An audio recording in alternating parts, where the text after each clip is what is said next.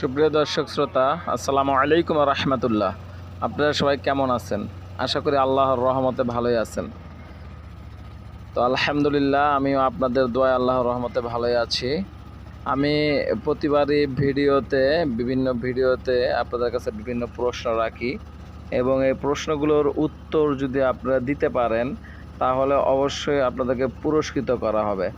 Comment বক্সে অবশ্যই আপনারা এই প্রশ্নগুলোর উত্তর দিবেন এবং আপনাদের নাম এবং ঠিকানা, মোবাইল নাম্বার দিয়ে দিবেন।